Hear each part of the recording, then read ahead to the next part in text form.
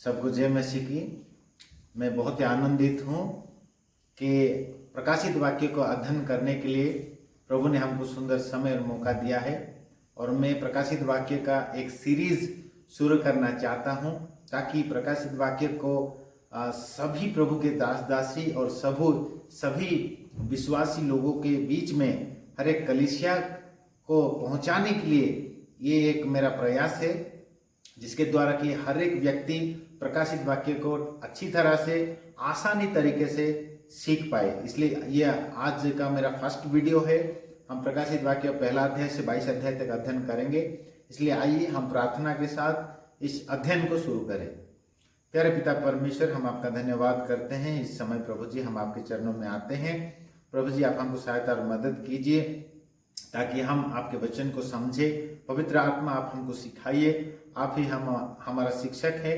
हर एक सच्चाई में हमको लेके जाइए ताकि हम आपके वचन को, विशेष करके अंतिम काल के समय में होने वाली घटनाओं को, जो कि प्रकाशित वाक्य में उल्लेख किया गया है, पवित्र आत्मा के द्वारा कलीसिया से आप जो बात करते हैं उन सारी बातों को जाके हम समझ पाए। इसलिए आप हमारे बुद्धि और ज्ञान का द्वार खोल दीजिए ताकि हम वो सारी बातों को समझ पाए। पवित्र आत्मा, आप हमको समझाइए। महिमा आदर हम आपको देते हैं। छोटी सी विनती उद्धार करता यीशु नासरी के नाम से मांगते हैं पिता, आमीन। आइए हम प्रकाशित वाक्य के अध्ययन को शुरू करेंगे और मैं एक वचन आपके लिए पढ़ना चाहूँगा। उसके बाद हम ये पहला दिन है, पहला ये एपिसोड है, इसलिए हम प्रकाशित वाक्य उसका पहला अध्याय और उसका पहला पद को हम पढ़ेंगे और आज का ये प्रकाशित वाक्य का अध्ययन शुरू करेंगे। मैं आपके लिए पढ़ना चाहूँगा प्रकाशित वाक्य पहला अध्याय और उसका पहला पद। यीशु मसीह का प्रकाशित वाक्य, जो उसे परमेश्वर ने इसलिए दिया कि अपने दासों को वे बातें जिनका शीघ्र होना अवश्य है दिखाए, और उसने अपने स्वर्गदूत को भेजकर उसके द्वारा अपने दास यूहन्ना को बताया। बहुत ही महत्वपूर्ण बातें यहाँ पर हम देख पाते हैं। प्रकाशित वाक्य पहला अध्याय और पहले पद में लिखा गया है, यीशु मसीह का प्रकाशित वाक्य, जो उसे परमेश्वर ने इसलिए दिया कि अपने दासों को वे बातें जिनका शीघ्र होना अवश्य है दिखाए। यानी अपने दासों को दिखाने के लिए यीशु मसीह को पिता परमेश्वर ने ये प्रकाशित वाक्यों को सौंपा और यीशु मसीह ने अपने दूत भेजकर, स्वर्गदूत भेजकर अपने दास यूहन्ना को बताया। तो प्रकाशित वाक्य देने का उद्देश्य क्या है? ताकि अपने दासों को वो बता सके कि आने वाले दिनों में क्या क्या घटना होने वाला है। उन बातों को अपने दासों को प्रकाश करने के लिए, बताने के लिए पिता परमेश्वर ने ये प्रकाशित वाक्य यीशु मसीह को दिया और यीशु मसीह ने अपना स्वर्गदूत भेज करके अपना दास यूहन्ना को इन सारी बातों को प्रकट किया। तो इस सारी बातों को समझने के लिए आज हम ये प्रकाशित वाक्य का अध्ययन मैंने शुरू किया है और आज बस मैं आपको प्रकाशित वाक्य को हम कैसे समझें उस बात को मैं आपके बीच में रखना चाहूँगा, क्योंकि प्रकाशित वाक्य को समझना थोड़ा कठिन है, लेकिन पवित्र आत्मा जो हमारा शिक्षक है वो हमको सिखाएगा, हर एक सच्चाई में हमको अगुवाई करके लेके जाएगा। एक वचन अगर हम देखेंगे यूहन्ना उसका 16 अध्याय और उसका हम 13 पद को देखेंगे। परंतु जब वो अर्थात सत्य का आत्मा आएगा तो तुम्हें सब सत्य का मार्ग बताएगा, क्योंकि वो अपनी ओर से ना कहेगा, परंतु जो कुछ सुनेगा वही कहेगा और आने वाली बातें तुम्हें बताएगा। प्रभु यीशु मसीह कहते हैं कि जब सत्य का आत्मा आएगा तुम्हें सारे सत्य में तुम्हें अगुवाई करेगा। इंग्लिश में ऐसा लिखा है, but when that one the spirit of truth comes he will guide you into whole truth, for he will not speak from himself, but he will say whatever he will hear, and he will announce to you things that are coming. और वो सत्य में आत्मा हर एक सच्चाई में, he will guide you into all the truth and he will make you know the future. और एक ट्रांसलेशन में ऐसा लिखा है, he will guide into all the truth and the Holy Spirit will make you know the future. यानी आने वाली बातों में जो कुछ होने वाला है उन बातों को पवित्र आत्मा तुम्हें बताएगा, तुम्हें सिखाएगा, तुम्हें प्रकट करेगा। तो आने वाली बात तो जो कि प्रकाशित वाक्य में लिखा गया है उन बातों को पवित्र आत्मा हमको समझाते हैं। इसलिए आइए आज हम प्रकाशित वाक्य को समझने के लिए एक सरल तरीका मैं आपको बताना चाहूंगा। प्रकाशित वाक्य को समझने के लिए उसका टाइमलाइन को समझना बहुत ही जरूरी है। और आज मैं आपको प्रकाशित वाक्य का टाइमलाइन आपको समझाऊंगा। और इस टाइमलाइन को अगर आप समझ जाएंगे तो आप प्रकाशित वाक्य को समझना बहुत ही आसान हो जाएगा। इसलिए आज हम पहला दिन है, इसलिए हम टाइमलाइन को हम समझेंगे। ठीक है, इस टाइमलाइन क्या है आपको मैं बताऊंगा, आपको समझ में आएगा। और यहाँ पर हम देखेंगे समय। यहाँ पर मैं क्रॉस बनाता हूं और ये क्रॉस है यीशु मसीह का जन्म का समय। ठीक है, तो यहाँ पर यीशु मसीह का जन्म हुआ। जन्म होने के बाद ये समय, जन्म होने का समय कितना है, 4 BC को यीशु मसीह का जन्म हुआ। ठीक है, 4 BC को यीशु मसीह का जन्म हुआ। जन्म होने के बाद यीशु मसीह 3.5 साल तक धरती पर रहे और उसके बाद यीशु मसीह सारे मानव जाति के लिए उन्होंने अपनी जान दी, क्रूस पर अपना जीवन दिया और वो क्रूस पर बलि हो गए सारे मानव जाति के पाप के कारण। और उसके बाद वो मारे गए, फिर गाड़े गए। ठीक है, गाड़े गए। फिर उसके बाद तीसरे दिन यीशु मसीह मुर्दों में से जी उठे। मुर्दों में से जी उठने के बाद 40 दिन 40 रात तक यीशु मसीह ने अपने शिष्य लोगों को दिखाई दी, उनको परमेश्वर के राज्य के बारे में शिक्षा दी। और उसके बाद यीशु मसीह स्वर्ग में चले गए।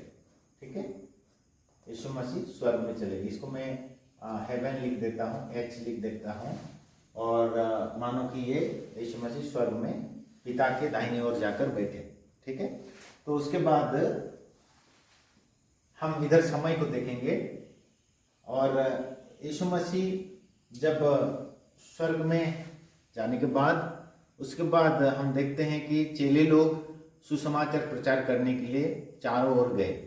और लगभग 95 AD, यहाँ पर मैं एक चिन्ह देता हूँ और यहाँ पर लिखता हूँ 95 AD।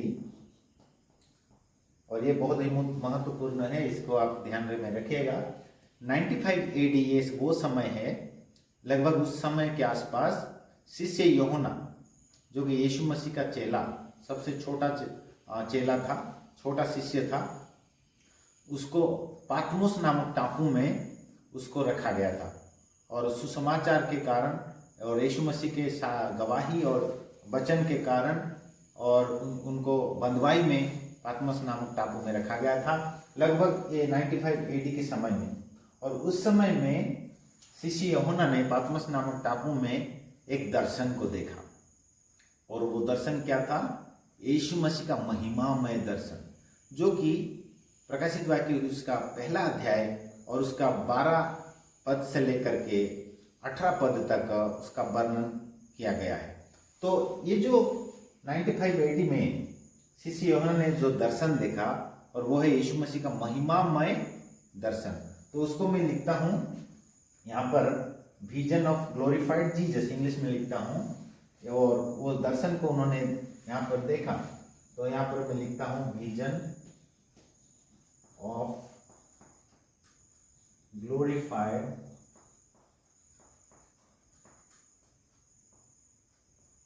Vision of glorified Jesus, यानी महिमामय यीशु का दर्शन।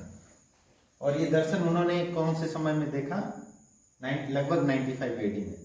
तो ये जो दर्शन का विषय कहाँ लिखा गया है, प्रकाशित वाक्य उसका पहला अध्याय में।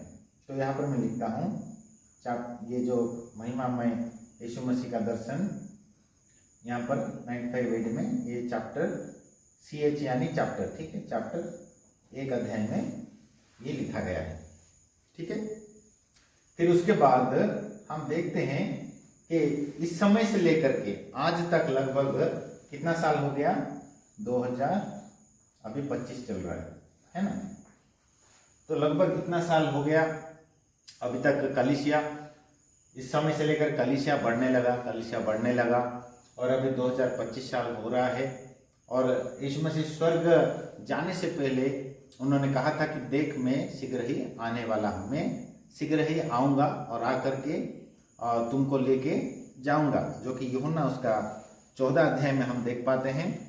मैं आपके लिए पढ़ना चाहूँगा यूहन्ना और लिखित सुसमाचार और उसका 14 अध्याय और उसका 1, 2, 3 पद को मैं पढ़ना चाहूँगा, जो कि उन्होंने कहा था तुम्हारा मन व्याकुल ना हो, तुम परमेश्वर पर विश्वास रखते हो, मुझ पर भी विश्वास रखो। मेरे पिता के घर में बहुत से रहने के स्थान है, यदि ना होते तो मैं तुमसे कह देता, क्योंकि मैं तुम्हारे लिए जगह तैयार करने जाता हूँ।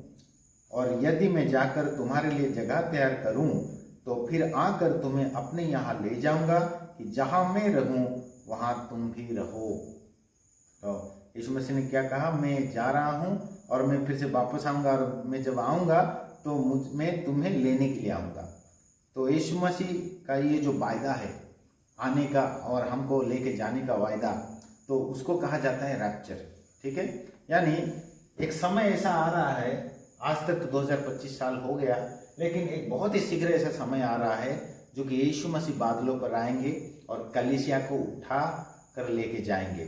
तो यहाँ पर एक समय आएगा जो समय में क्या होगा ना, रैप्चर होगा, ठीक है, रैप्चर होगा। तो यहाँ पर मैं लिख देता हूँ, ये क्या है, रैप्चर। रैप्चर का मतलब क्या है, कलीसिया उठाया जाना। यानी यीशु मसीह स्वर्ग में है, जब रैप्चर का समय आएगा तो यीशु मसीह क्या होगा, बादलों पर आएंगे, ठीक है, बादलों पर यानी मध्य आकाश में आएंगे, ठीक है। इन बातों को रैप्चर का हम बाद में अध्ययन करेंगे, बस आज मैं आपको टाइमलाइन बता रहा हूँ, समय रेखा बता रहा हूँ। और ये रैप्चर का समय जो है, ये रैप्चर का समय किसी को भी पता नहीं है, कोई भी नहीं जानते, केवल पिता परमेश्वर वो समय को जानते हैं जिस समय में रैप्चर होगा। यानी बहुत शीघ्र 2025 साल अभी चल रहा है और बहुत शीघ्र आज भी हो सकता है और कभी भी किसी भी वक्त ये रैप्चर हो सकता है। रैप्चर का मतलब है यीशु मसीह आकर के कलीसिया को ले जाएंगे, ठीक है। तो उसके बाद मैं आपको बताना चाहूंगा, ये जो रैप्चर का जो विषय है, ठीक है, ये कहाँ लिखा गया है, प्रकाशित वाक्य उसका 4 अध्याय और उसका पहला पद में ये रैप्चर का विषय दिया गया है, ठीक है। अभी प्रकाशित वाक्य में जो दूसरा और तीसरा अध्याय है वो क्या है, हमने देखा कि चैप्टर 1 जो है ये यीशु मसीह का महिमामय दर्शन के बारे में वहां पर वर्णन किया गया है। और चैप्टर 2 और 3 जो है वो 7 कलीसिया को यीशु मसीह वार्निंग देते हैं, ठीक है। तो आज हम देखते हैं, आज धरती पर कलीसिया है, यानी कलीसिया का समय धरती में चल रहा है। तो उसको मैं अभी 2025 साल हो गया, कलीसिया का समय चल रहा है, इसलिए मैं यहाँ पर लिखता हूँ चर्च पीरियड, चर्च पीरियड, यानी कलीसिया का समय अभी चल रहा है। तो ये अभी चल रहा है, अभी तक रैप्चर नहीं हुआ है, तो ये समय अभी चल रहा है। तो इसको मैं लिखूंगा चैप्टर 2 और 3, ठीक है, चैप्टर 2 और 3।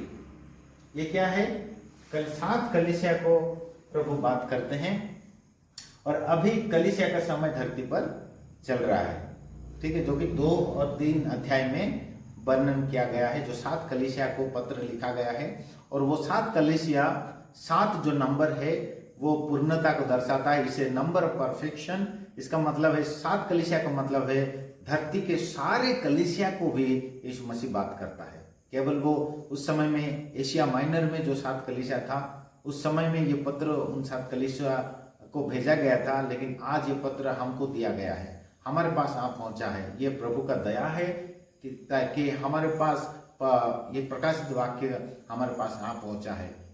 और इस प्रकाशित वाक्य का अध्ययन करना भी बहुत ही आशीष है। आप अगर प्रकाशित वाक्य पहला अध्याय और तीसरा पद को देखोगे तो वहां पर लिखा गया है, जो इन बातों को पढ़ता है वो धन्य है, जो सुनता है वो धन्य है, और जो मानता है वो धन्य है।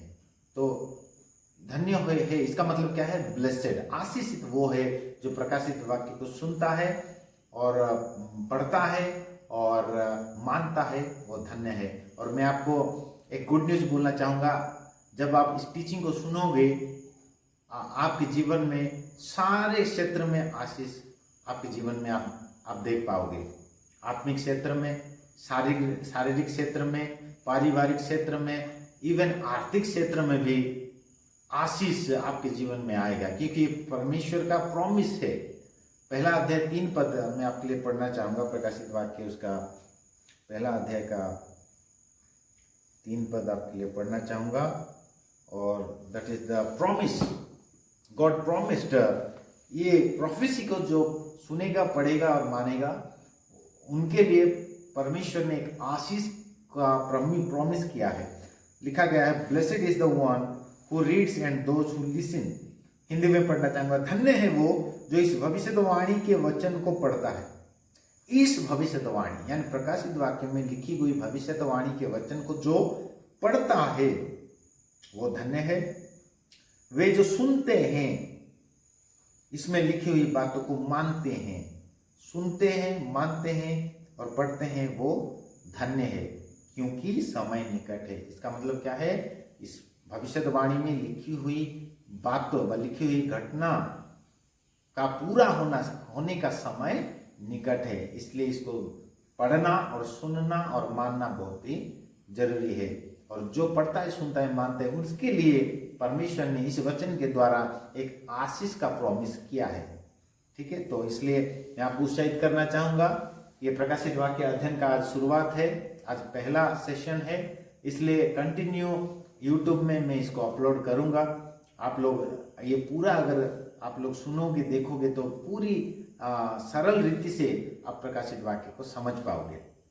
तो यहाँ पर हम देख पाएंगे जो पहला अध्याय है, जो मेन सब्जेक्ट है वो glorified, vision of glorified Jesus, यानी यीशु मसीह जब स्वर्गारोहण किए, वो महिमामय देह को धारण किए और उस दर्शन को शिष्य यूहन्ना ने पात्मस नामक टापू में देखा। तो आज के समय से अगर हम चिंता करें तो ये अतीत का घटना को उन्होंने दर्शन में देखा, यानी यीशु मसीह अब महिमामय शरीर में है। हालेलुया, यानी जो घटना ऑलरेडी घटी है उसका दर्शन यूहन्ना ने देखा।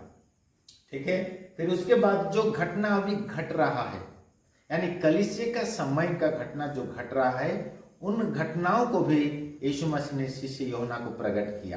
क्या घट रहा है, कलीसिया में क्या हो रहा है, कलीसिया के विश्वासी लोग कैसे हैं और उनका स्थिति क्या है, उनका अवस्था क्या है, उन बातों को यीशु मसीह ने शिष्य यूहन्ना को प्रकट किया। और ठीक उसी तरह का हालत आज कलीसिया में है और अभी वो चल रहा है। तो वो इसको मैं लिखूंगा, अभी चल रहा है इसलिए मैं इसको लिखूंगा प्रेजेंट। ठीक है, प्रेजेंट में कलीसिया का स्थिति क्या है, बस सारी बातें आप प्रकाशित वाक्य 2 और 3 अध्याय में आपको मिलेगा। फिर उसके बाद एक समय आ रहा है जो कि 4 अध्याय 1 पद में क्या होगा, रैप्चर की बातें लिखा गया है। यानी 4 अध्याय 1 पद से लेकर के उसके आगे प्रकाशित वाक्य का उसके आगे क्या है, 4 अध्याय 1 पद से लेकर के ये फ्यूचर की बातें हैं। ठीक है, ये तो प्रेजेंट है और यहाँ से शुरू होता है फ्यूचर, यानी अभी तक रैप्चर नहीं हुआ है, लेकिन आने वाले दिनों में भविष्य में क्या होने वाला है, रैप्चर होने वाला है। तो इसलिए मैं इसको लिखता हूँ फ्यूचर बोल के, यानी रैप्चर के समय से लेकर के आने वाली घटनाओं के बारे में वो रैप्चर को, वो फ्यूचर को दर्शाता है। ठीक है, तो 4 अध्याय 1 पद क्या है, इसमें रैप्चर होगा। उसके बाद रैप्चर होने के बाद हमको पता है धरती पर 7 साल का क्लेश होगा। कितने साल का क्लेश होगा, 7 साल का क्लेश होगा। तो मैं बताना चाहूंगा कि रैप्चर होने के बाद 7 साल के बाद यीशु मसीह का फिर से धरती पर दूसरा आगमन होगा। ठीक है, यह है यीशु मसीह का दूसरा आगमन, तो इसको मैं लिखता हूँ सेकेंड कमिंग ऑफ जीसस। ठीक है, सेकेंड कमिंग ऑफ जीसस। ठीक है, धरती पर यीशु मसीह का आगमन होगा। यहाँ पर जो रैप्चर है वो धरती पर नहीं आएंगे यीशु मसीह। रैप्चर के समय में बादलों पर यानी मध्य आकाश में मिड स्काई में यीशु मसीह आएंगे, कलीसिया को लेके फिर स्वर्ग में चले जाएंगे। ठीक है, स्वर्ग में कलीसिया 7 साल तक रहेगा। और ये जो 7 साल यहाँ पर है, ये 7 साल क्या होगा, धरती पर क्लेश होगा। और ये 7 साल को भी 7 साल को भी 2 भाग में बांटा गया है, 3.5 साल, 3.5 साल और 3.5 साल, यानी 3 साल 6 महीना, 3 साल 6 महीना करके बांटा गया है। और पहला जो भाग है उसको कहा जाता है क्लेश का समय, यानी ट्रिबुलेशन। ठीक है, क्लेश का समय मैं लिख देता हूँ, हिंदी में लिख देता हूँ ताकि सबको पता चले। क्लेश, ठीक है, ये है क्लेश का समय। और जो दूसरा भाग का 3 साल 6 महीना यानी 3.5 साल है, उसको कहा जाता है महाक्लेश, महाक्लेश का समय। और ये बातें सब कहाँ लिखा गया है, प्रकाशित वाक्य 6 अध्याय से लेकर के 18 अध्याय तक इन सारे बातें लिखा गया है। ठीक है,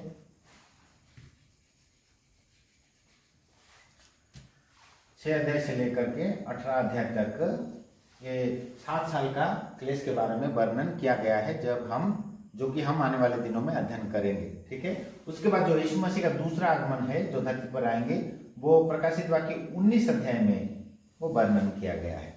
ठीक है, फिर उसके बाद जब यीशु मसीह धरती पर आएंगे दूसरे आगमन में, यहाँ पर एक युद्ध होगा, उसको कहा जाता है आर्मागेदोन वार, आर्मागेदोन वार, और हिंदी में हॉर्मीगिदोन वार बोल के, हॉर्मीगिदोन युद्ध, महायुद्ध कहा जाता है, यहाँ पर होगा।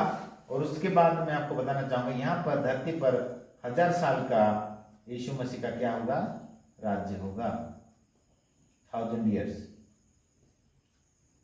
1000। और ये 1000 साल के राज्य को कहा जाता है शांति का राज्य। ठीक है, peace reign, PEACE, peace reign, REIGN, peace rain.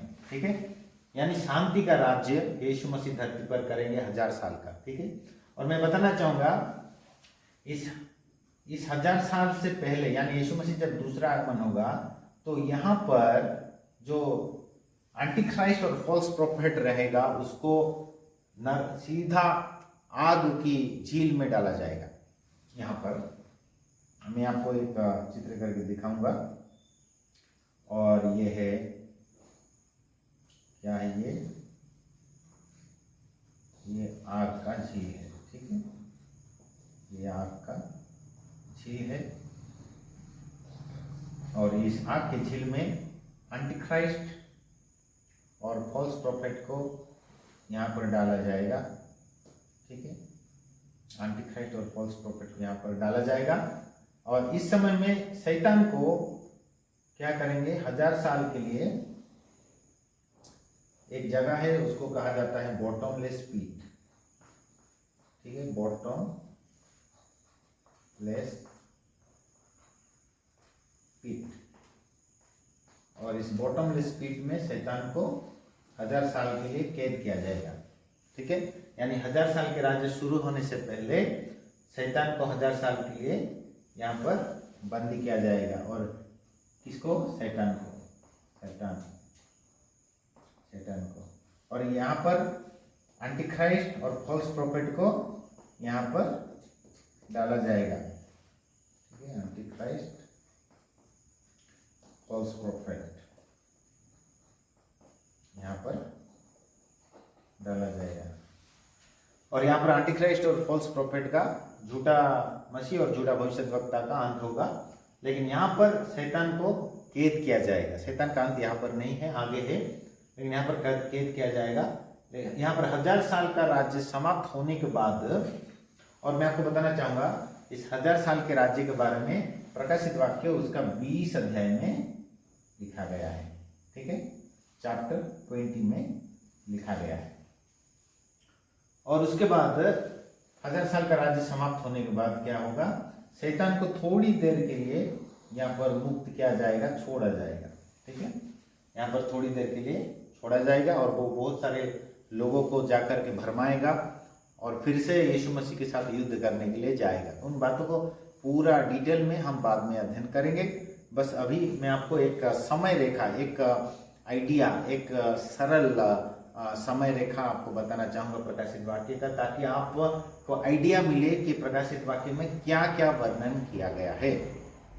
तो यहाँ पर हम देख पाते हैं 1000 साल का राज्य समाप्त होने के बाद शैतान को थोड़ी देर के बाद छोड़ा जाएगा। उसके बाद शैतान का क्या होगा, यहाँ पर दी एंड होगा, फिर से अग्नि के झील में शैतान को अनंत काल के लिए डाला जाएगा।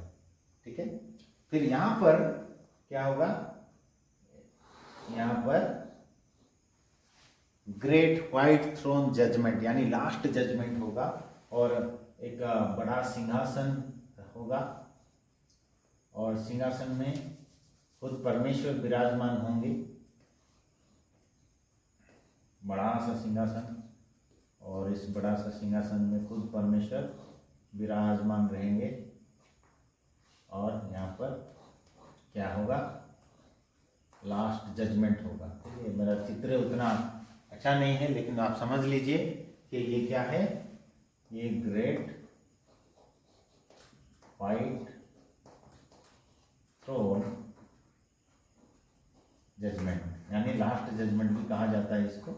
हम बारीकी से बाद में अध्ययन करेंगे। और ये कौन से अध्याय में लिखा गया है, ये 20 अध्याय में लिखा गया है। ठीक है, 20 अध्याय में याद रखिए, ये 19 अध्याय है, ये 20 अध्याय है। और उसके बाद लास्ट 2 चैप्टर है 21 और 22। ठीक है, चैप्टर 21 और 22 में यहाँ पर मैं लिख देता हूँ चैप्टर, CH का मतलब है चैप्टर। ठीक है, चैप्टर 21 और 22 में नया आकाश मंडल, नया पृथ्वी और नया यरूशलेम के बारे में वर्णन किया गया है। उसके बाद अनंत काल का राज्य शुरू होगा, शैतान का समाप्त होगा, शैतान का खात्मा होगा, उसको आग की झील में डाला जाएगा। यहाँ पर झूठा मसीह, झूठा भविष्यद्वक्ता को भी आग की झील में डाला जाएगा और 1000 साल का राज्य शुरू होगा। 1000 साल के राज्य के बाद क्या है, जजमेंट होगा। ठीक है, शैतान का 1000 साल के राज्य के बाद शैतान का दी एंड होगा, शैतान का समाप्त होगा, आग की झील में डाला जाएगा। उसके बाद ग्रेट व्हाइट थ्रोन जजमेंट होगा। ठीक है, ये जजमेंट के बारे में भी हम एक सब्जेक्ट है, उसको हम अध्ययन करेंगे। तो आइए हम फिर से रिपीट करेंगे कि प्रकाशित वाक्य में क्या क्या लिखा गया है। पहले से मैं आपको बताना चाहूँगा ये यीशु मसीह का समय है और मैं बोलना चाहूँगा यीशु मसीह सारे लोगों के लिए, मानव जाति के लिए वो मारे गए, फिर गाड़े गए, फिर तीसरे दिन जी उठे, फिर 40 दिन 40 रात शिष्य लोगों के पास रहे, उनको शिक्षा दी, फिर उसके बाद स्वर्ग को गए। स्वर्ग को जाने के बाद उन्होंने एक प्रॉमिस किया कि मैं शीघ्र ही आने वाला हूँ कि तुम लोगों को मेरे पास लेके जाऊँ। और जब शिष्य यूहन्ना ने 95 AD में लगभग उस समय में एक दर्शन को देखा जो कि यीशु मसीह का महिमामय दर्शन। ठीक है, और वो बातें प्रकाशित वाक्य उसका पहला चैप्टर में वर्णन किया गया है और ये है अतीत का घटना है। और ये जो अतीत और प्रेजेंट और फ्यूचर, पास्ट प्रेजेंट और फ्यूचर जो आया, ये शिष्य यूहन्ना के दर्शन के अनुसार ये भाग किया गया है। ठीक है, आप अगर देख पाओगे रिवलेशन उसका पहला अध्याय और उसका 19 पद, ये पद है, this is the key verse to understand the book of Revelation. ये प्रकाशित वाक्य को समझने के लिए ये वो चाबी है। ठीक है, इसको आप याद रखिएगा। इसमें क्या लिखा गया है, इसमें लिखा गया है कि यीशु मसीह यूहन्ना को बोलते हैं जिन जिन बातों को तूने दर्शन में देखा, यानी ये बातें, और जिन जिन बातें घटना अभी हो रहा है और जो सब आगे होने वाला है। तो मैं आपके लिए वो पद को थोड़ा पढ़ना चाहूंगा और उसी हिसाब से मैंने ये 3 भाग में बांटा है। ठीक है, पास्ट, प्रेजेंट और फ्यूचर। इस वचन के हिसाब से मैंने प्रकाशित वाक्य को 3 भाग में बांटा है और मैं आपके लिए वो पद को पढ़ना चाहूंगा। 19 पद क्या लिखा गया है, इसलिए जो बातें तूने देखी है, यानी शिष्य यूहन्ना ने देखा यीशु मसीह का महिमामय दर्शन को और देखने के बाद पहला अध्याय में उन्होंने लिखा। फिर क्या लिखा, और जो बातें हो रही है, यानी कलीसिया का समय अभी हो रहा है, उन बातों को भी यीशु मसीह ने शिष्य यूहन्ना को दिखाया कि कलीसिया में क्या क्या हो रहा है। तो उन बातों को शिष्य यूहन्ना ने दूसरा और तीसरा अध्याय में लिखा, तो इसलिए मैंने उसको प्रेजेंट बोल के लिखा, यानी होने वाली घटना जो कि हो रहा है, हो रहा है, उन बातों को उन्होंने देखा जो कि कलीसिया में हो रहा है, और दूसरा और तीसरा अध्याय में लिखा जो कि प्रेजेंट में अभी कलीसिया धरती पर है। ठीक है, फिर क्या लिखा गया है, और जो इसके बाद होने वाली है, इसका मतलब कलीसिया के बाद, यानी कलीसिया उठाए जाने के बाद, कलीसिया उठाए जाने के बाद यानी फ्यूचर में कलीसिया उठाए जाने के बाद जो होगा, उन घटनाओं को मैं तुम्हें दर्शन में दिखाता हूं, उन सारी बातों को प्रकाशित वाक्यों में लिख बोल के यीशु मसीह ने शिष्य यूहन्ना को आज्ञा दी। फिर शिष्य यूहन्ना ने पहला अध्याय में महिमा में दर्शन को लिखा जो कि घटना अतीत का है, जो कि घट चुका है। 95 AD में उन्होंने वो दर्शन को देखा। फिर उसके बाद जो हो रहा है, यानी कलीसिया में जो हो रहा है अभी भी, उसका दर्शन को उन्होंने देखा और लिखा। फिर उसके बाद कलीसिया उठाए जाने के बाद, यानी क्या लिखा गया है, इसके बाद होने वाली है उस बात को लिख, यानी कलीसिया उठाए जाने के बाद जो सारी बातें होने वाला है, उन सारी बातों को शिष्य यूहन्ना ने प्रकाशित वाक्य 4 अध्याय से लेकर के 22 अध्याय तक उन्होंने वर्णन करके लिखा। और मैं बताना चाहूंगा यहाँ पर एक बातें रह गया है, वो क्या है, प्रकाशित वाक्य 4 अध्याय और 5 अध्याय।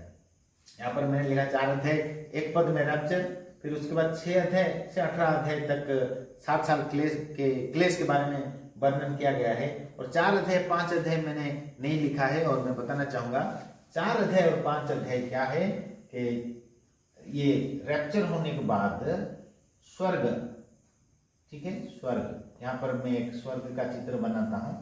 ठीक है, मान लीजिए एक स्वर्ग है, और ये 4 अध्याय और 5 अध्याय जो है ये स्वर्ग का दृश्य है, जो कि 4 अध्याय 5 अध्याय में वर्णन किया गया है। ठीक है, रैप्चर होने के बाद स्वर्ग का दृश्य कैसा होगा, ठीक है, उस दृश्य को शिष्य यूहन्ना ने दर्शन में देखा और उसको 4 अध्याय 5 अध्याय में वर्णन करके लिखा। इसलिए मैं उसको ऊपर में इसको लिख रहा हूँ 4 अध्याय 5 अध्याय। ठीक है, इसको चैप्टर देता हूँ, CH चैप्टर 4 अध्याय 5 अध्याय। ये क्या है, ये स्वर्ग का दृश्य है। इससे scenario in heaven after the rapture of the church, rapture होने के बाद स्वर्ग का सिनारियो कैसा रहेगा, वो 4 अध्याय 5 अध्याय में वर्णन किया गया है। फिर 6 अध्याय से 18 अध्याय तक 7 साल के क्लेश के बारे में वर्णन किया गया है। 19 अध्याय में यीशु मसीह का दूसरा आगमन के बारे में वर्णन किया गया है। ये सब में आपको मेन सब्जेक्ट, प्रकाशित वाक्य का मेन सब्जेक्ट क्या क्या है वो आपको मैं इस समय रेखा में आपको दर्शा रहा हूं। ठीक है, जो कि किसके बाद कौन सा घटना घटेगा, इसको क्रोनोलॉजिकल स्टडी भी बोलते हैं, यानी धारावाहिक अध्ययन, chronological study of the book of revelation भी इसको कहते हैं। तो यहाँ पर 19 अध्याय में यीशु मसीह का दूसरा आगमन होगा, धरती पर वो आएंगे, और जकरिया 14 अध्याय में भी लिखा गया है, इसको हम बारीकी से अध्ययन करेंगे। फिर उसके बाद 20 अध्याय में आता है पीस रेन, यानी 1000 साल का राज्य के बारे में वर्णन किया गया है। फिर 21 अध्याय 22 अध्याय में अनंतकालीन राज्य के बारे में कहा गया है। तो ये सब सब्जेक्ट को हम बारीक से अध्ययन करेंगे, और इसको आप जान लीजिए। प्रकाशित वाक्य पहला अध्याय 19 पद के अनुसार मैंने इसको 3 भाग में बांटा है। पहला भाग जो है वो अतीत का बात को बताता है, दूसरा भाग जो है जो वर्तमान की बात, प्रेजेंट के में होने वाली घटनाओं के बारे में, कलीसिया में होने वाली घटनाओं के बारे में बताता है। फिर फ्यूचर 4 अध्याय से लेकर के ये भविष्य के बारे में वहाँ पर वर्णन करके कहा गया है। तो ये जो टाइमलाइन है ये प्रकाशित वाक्य का पूरा पहला अध्याय से लेकर 22 अध्याय तक का ये टाइमलाइन मैंने आपको बताया। और हर एक टाइमलाइन में क्या है, एक एक सब्जेक्ट है। हर एक चैप्टर में जो सब्जेक्ट है उन सारे सब्जेक्ट को हम हम नेक्स्ट एपिसोड में मैं अपलोड करूंगा यूट्यूब में। आप लोग मेरे यूट्यूब चैनल में आप जो भी देख रहे हैं, कुछ भी अगर सवाल हो तो आप वहाँ पर कमेंट में आप लिख सकते हैं, ताकि मैं आपके कमेंट को पढ़ के उस सवाल का जवाब मेरे अगले वीडियो में मैं आपके सामने लाऊंगा। तो आज बस इतना ही। इस अध्ययन के द्वारा प्रभु हम सभी को बहुत से आशीष करे। God bless you all. कोई भी सवाल हो तो आप पूछ सकते हैं। बहुत बहुत धन्यवाद। प्रभु आप सभी को बहुत अच्छे आशीष करें। God bless you.